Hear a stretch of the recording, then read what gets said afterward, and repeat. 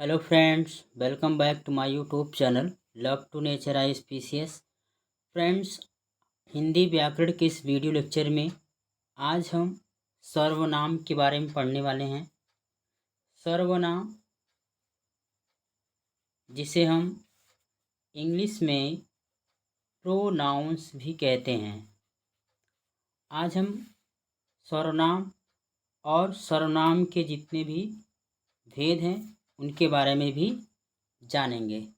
सबसे पहले आपको बता दें कि इसकी परिभाषा कि सर्वनाम हम किसे कहते हैं।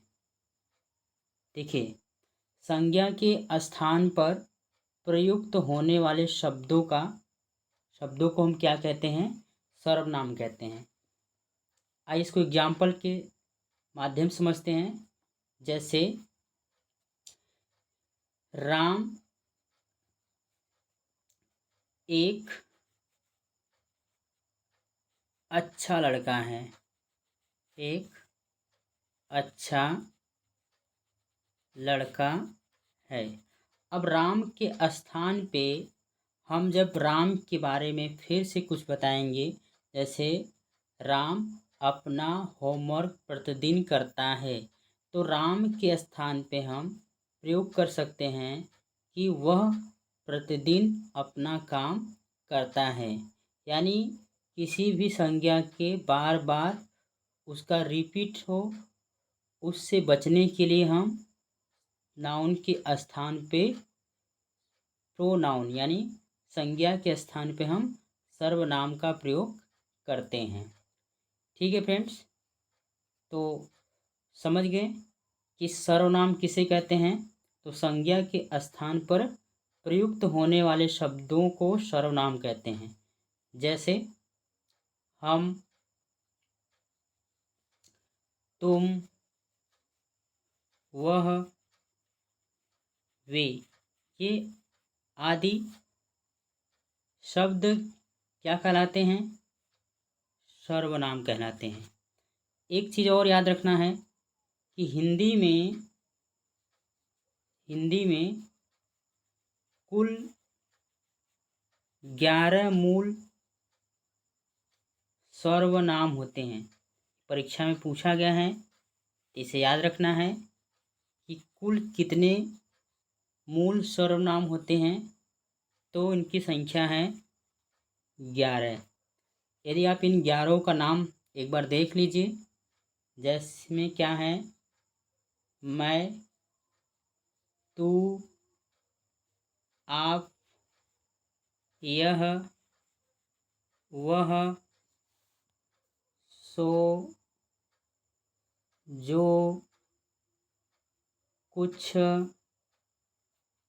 कोई, क्या और कौन।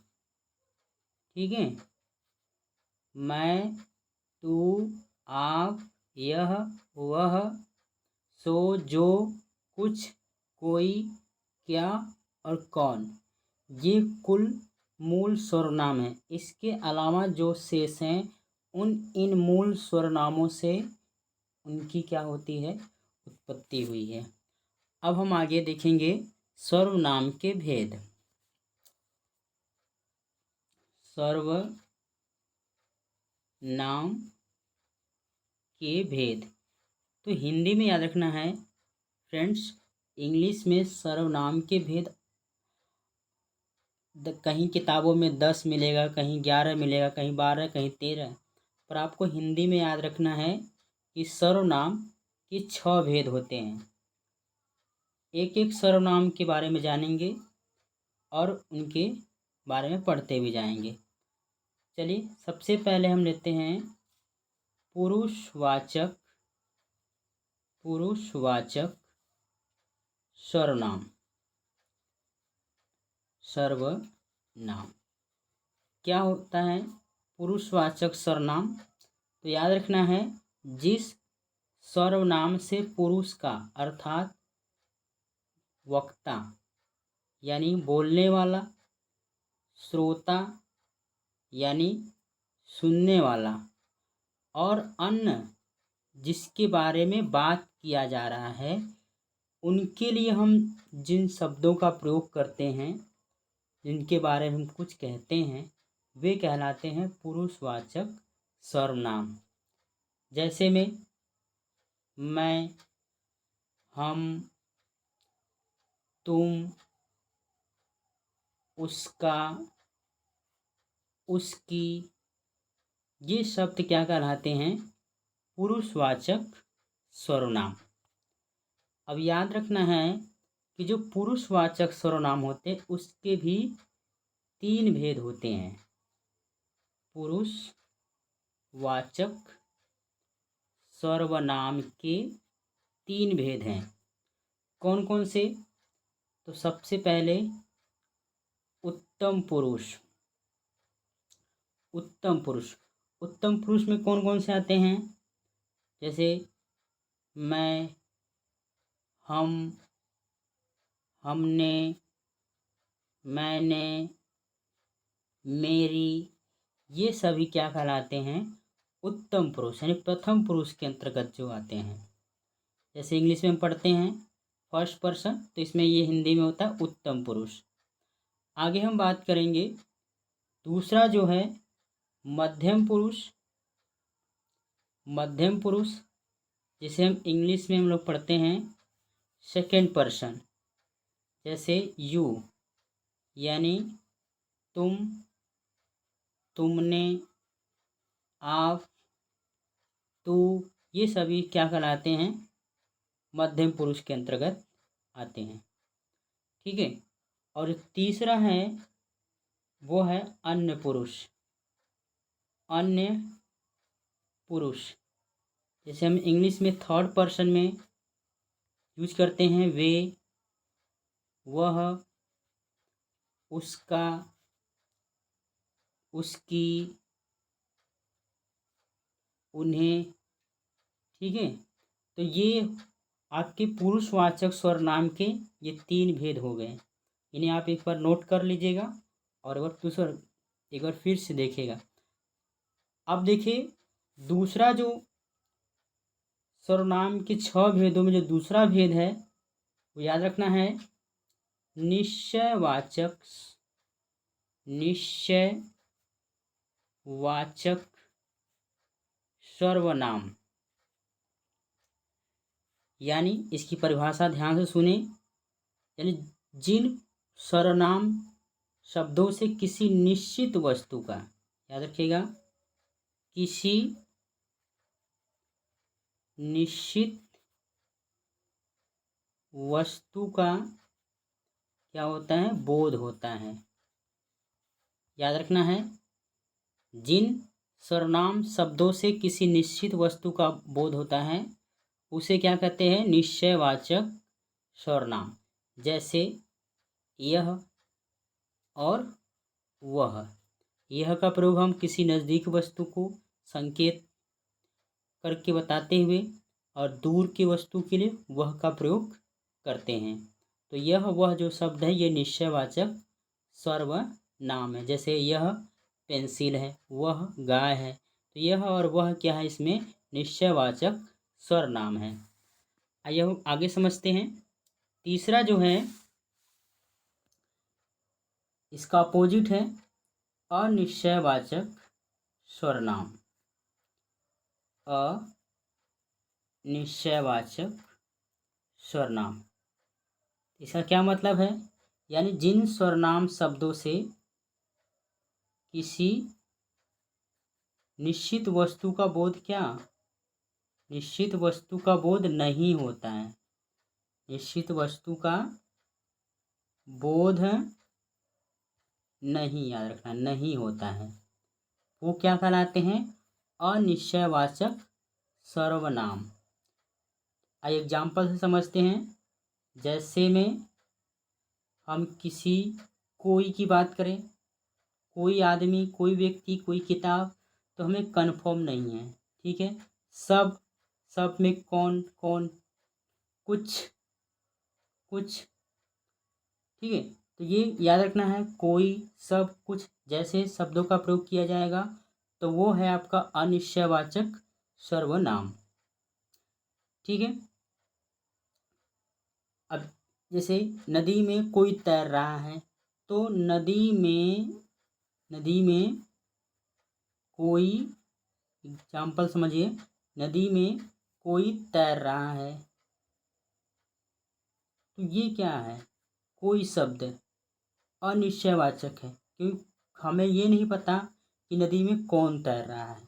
यदि हम कहते हैं राम नदी में तैरा तो ये तो निश्चित हो जाता। ठीक है, आइए वो आगे समझते हैं। अगला जो भेद है वो है प्रश्नवाचक। प्रश्नवाचक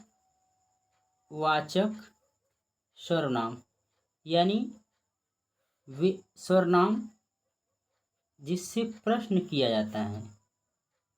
ऐसे सर्वनाम शब्द जिनसे किसी प्रश्न का बोध होता है, प्रश्न किया जाता है। इसके लिए हम कौन, क्या, कब आदि जैसे शब्दों का हम प्रयोग करते हैं, यानी किसी से प्रश्न पूछने के लिए प्रयोग करते हैं। जैसे कौन जा रहा है, कौन खा रहा है। ठीक है,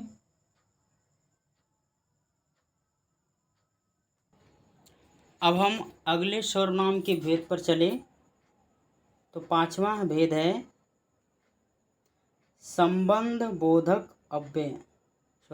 संबंधवाचक सर्वनाम। संबंधवाचक सर्वनाम के नाम से ही पता चल रहा है कि ऐसा सर्वनाम जिससे हमें एक प्रधान वाक्य और जो दूसरा वाक्य है जो आश्रित यानी इंडिपेंडेंट और डिपेंडेंट, दो ऐसे वाक्य होंगे जो एक दूसरे से संज्ञा या सर्वनाम से संबंध जोड़ते हैं, उसे हम संबंधवाचक सर्वनाम कहते हैं। अब इन वाक्यों में प्रयोग होगा जैसे जो और सो, ऐसे वाक्य होंगे जिनमें जो और सो शब्द एक साथ आएंगे। जिसकी, उसकी, ऐसे शब्दों का प्रयोग किया जाएगा एक साथ।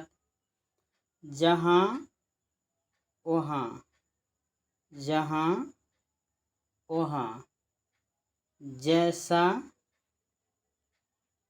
वैसा, या फिर जैसी, वैसी, ऐसे शब्दों का प्रयोग किया जाएगा। तो आपको समझ जाना है कि वो संबंधवाचक सर्वनाम की बात हो रही है। एक एग्जाम्पल लेते हैं। जो सोता है, सो खोता है, ऐसे वाक्य प्रयोग किया जाता है। तो जो और सो शब्द एक साथ प्रयोग किए गए हैं, जो एक संबंध दिखाया जा रहा है पहले वाक्य से दूसरे वाक्य का, तो ये हो गया संबंधवाचक सर्वनाम। अब हम सर्वनाम के भेद में छठा और अंतिम भेद है। ठीक है, और इस भेद के बाद हम इस वीडियो को यहीं समाप्त करेंगे और फिर हम अगले वीडियो लेक्चर में हम विशेषण के बारे में समझेंगे। तो हमारा छठा है निजवाचक